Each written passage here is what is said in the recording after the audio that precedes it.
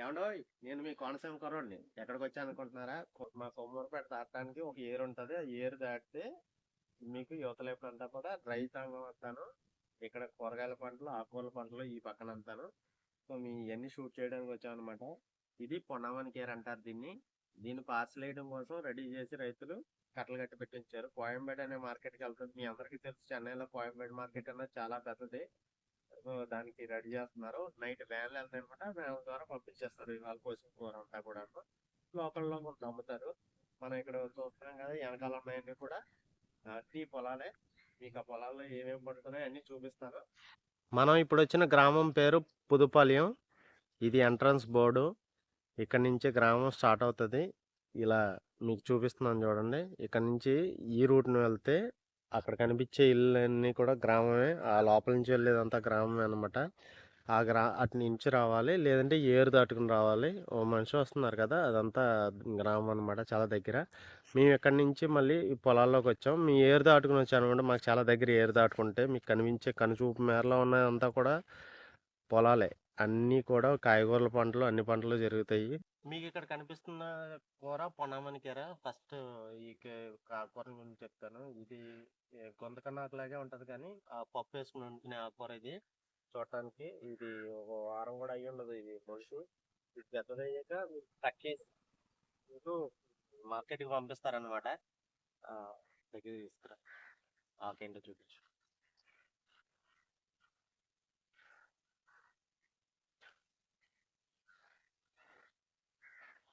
Okay రండి, ఇక్కడ నుంచి మనం వేరే చోటుకి వెళ్దాం. ఒక్కొక్క చోట ఒక్కొక్కటి వేస్తూ ఉంటారు. ఇక్కడ పచ్చిమిరపకాయలు వేస్తారు, చిక్కుడికాయ వేస్తారు, అన్నీ వేస్తారు. ఇక్కడ మీకు ప్రతి వీడియో చూపిస్తాను. మనం పొనామరి కేర్ చూసాం కదా, పొనామరి కేర్ తర్వాత మనకి సిరికేర్ వేశారు. సిరికేర్ ఇది పెద్దది, ఇది కూడా పెద్దది. ఇంకొక 4-5 రోజుల్లో దీన్ని మార్కెట్లోకి తీసుకెళ్ళి స్టేజ్కి వచ్చేస్తుంది అనమాట. ఈ చుట్టూ మొత్తం ఈ కానంతా 1 ఎకరం వరకు మీకు మొత్తం కూడా సిరికేర్ వేశారు. ఇక్కడ చూస్తున్నారు కదా, ఇవన్నీ కూడా ఇంకొక ఈ వైపు చెక్క అయితే మీకు ఇంకొక 3 డేస్లో మీకు ఆల్రెడీ కొన్ని అయితే వచ్చేసినాయి మార్కెట్కి వెళ్ళడానికి. ఇంకా ఇంకో 2-3 డేస్లో మీ ఇదంతా కూడా తీసేస్తారనమాట. కట్టలు కట్టి మీకు మార్కెట్కి పంపించేస్తారు. నెక్స్ట్ మనం ఇక్కడ మునగాకు ఏది వేసారో అది చూద్దాం పదండి. కట్ చెప్తాడు. ఎల్లిదారిలో ఒక చిన్న దూడపిల్ల ఉన్నది. ఇది ఒంటరిగా పాపం ఒకటే మేసుకుంటా కూర్చుంటుంది. చాలా అందంగా ఉంది. నేను చూడటానికి నాకు బాగా నచ్చింది, అందుకే దాన్ని వీడియో చేస్తున్నాను. ఏదో తినేది పెడుతున్నాను అనుకుంటుంది, వాసన చూడటానికి అది వస్తుంది. అది చూశారు కదా, నాకైతే చాలా చాలా బాగా నచ్చింది. ఇక్కడే ఉండాలని అనిపించేంత అలా ఉంది. చూస్తున్నారు కదా, భోజనం టైం అయింది. రైతులు భోజనానికి వచ్చారు. ఇక్కడ ఎంత మండుటెండలో అయినా సరే పని చేసుకుంటారు. ఇక్కడే భోజనాలు చేస్తారు. ఇక్కడ మనం ఈ చెట్టు చూస్తున్నాం కదా, ఈ చెట్టు నీడ చాలా చల్లగా ఉంది. మొగుడు పిల్ల ఇద్దరు కూడా ఇక్కడ భోజనానికి వచ్చారు, భోజనం చేసుకుంటున్నారు. చాలా కష్టపడతారు వీళ్ళు. నేను పొద్దున్నుంచి చూస్తున్నాను. నేను వచ్చే పొద్దున్నైంది, అప్పటి నుంచి కూడా వీళ్ళు ఇలాగా కష్టపడుతున్నారు. ఇప్పుడు లంచ్ బ్రేక్ తీసుకున్నారు 1 గంట.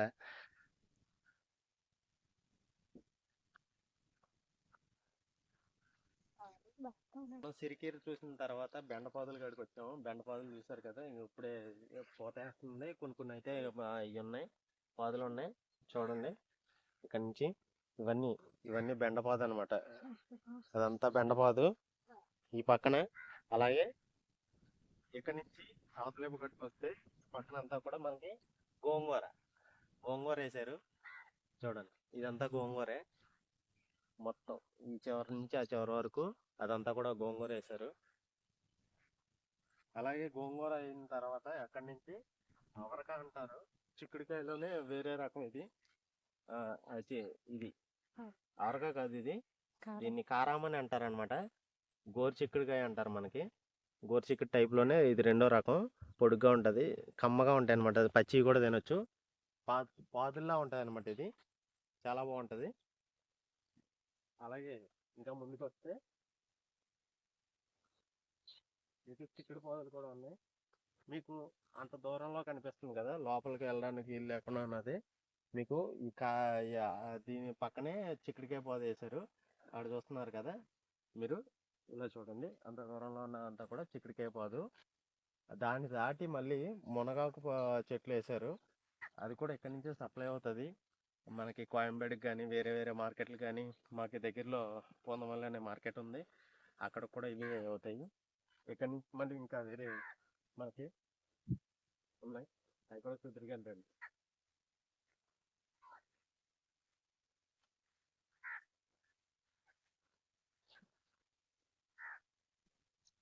చూపించు. ఆ చిక్కుడుకాయ పాదు పక్కన ఇది కొరామీను ఏదో ఆకుకూర చెప్పారు, పేరు మర్చిపోయాం, కానీ ఆకు మాత్రం చాలా పెద్దదిగా ఉంది, ఏదో వెరైటీగా ఉంది. కూర వండుకుంటారంట ఇది. ఇదంతా కూడా ఈ పక్కన నుంచి వచ్చేదంతా కూడా మీకు ఇదే ఆకుకూర. కొరామీను ఏదో పేరు చెప్పారు, నాకు నోరు తిరగలేదు, మర్చిపోయాను. ఇదంతా కూడా అదే పంట వేశారు. దీన్ని దాచుకుంటే మునగాకు, అక్కడ ఏదో తోటకూరలోనే ఇది ఒక రకం కలర్ఫుల్ గా ఉన్నది. నేను రేర్ గా చూసాను ఇవన్నీ. ఇవి తోటకూరే, పులుసు వండుకోవడానికి అది పనిచేస్తుంది. ఇక్కడ ఈ తోటకూరనే పండిస్తారు. మన సైడ్ పచ్చ కలర్ తోటకూర వస్తుంది, అది చాలా తక్కువ అరుదుగా దొరుకుతుంది. ఇక్కడ మాత్రం ఈ కలర్ ఆకుకూర ఎక్కువ రెగ్యులర్ గా దొరుకుతూ ఉంటది అనమాట. ఇది చిన్న పంట వేశారు, సగం కోసేశారు, మిగిలిన సగం ఇంకా రెడీ అవ్వలేదు అనుకుంటా, దానికోసం ఉంచారు. మనం నెక్స్ట్ దీన్ని దాటుకుని మునగాకు కాడికి వెళ్దామండి. ఈ గట్లయితే ఆన్ చేసి సార్, మనం ఆ కలర్ఫుల్ ఆ తోటకూర చూసాం కదా, తోటకూర చూసాక ఆ పక్కనే మనకి మునగ చెట్లు వేసారు. ఆకు అలాగే ఇక్కడ మునక్కాయలు కూడా బాగా ఎక్కువగా సేల్ అవుతాయి. దానికోసం మునగ తోటలు కూడా చాలా ఎక్కువ వేస్తారు. మనకు వాటర్ కానీ ఇక్కడ ప్రతిరోజు సాంబార్ అవి ఉంటాయి కాబట్టి మునగాకులు, మునక్కూర, మునక్కాయలు అన్నీ కూడా బాగా ఎక్కువ వాడుతూ ఉంటారు. ఇదంతా కూడా మునగాకు తోటేనమాట. చూస్తున్నారు కదా, చాలా పెద్దది ఉంది. కొద్ది వెనకాల కూడా చాలా ఎక్కువ కనిపిస్తుంది. అదంతా కూడాను చూడండి సార్, అదంతా కూడా మునగాకు తోటే. కావాల్సినంత కోసుకుంటారు, అది ఎదుగుతూనే ఉంటుంది మళ్ళీని. మీకు ఇక్కడి నుంచి ఈ తోటలన్నిటికి కలిపి రైతులు ఒక గుడి కట్టుకున్నారు. ఆ గుడి కొంచెం ఇక్కడ ఫేమసే, ఆ గుడి చూపిస్తాను రండి.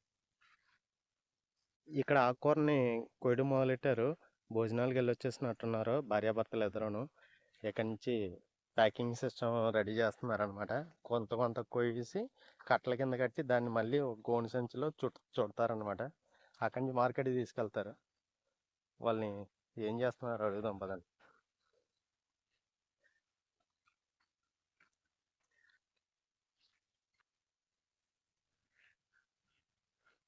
అన్నా ఇది ఎంత మార్కెట్కి పోవన్నా? మొత్తమే కోయంబేడు పోవమ్మా.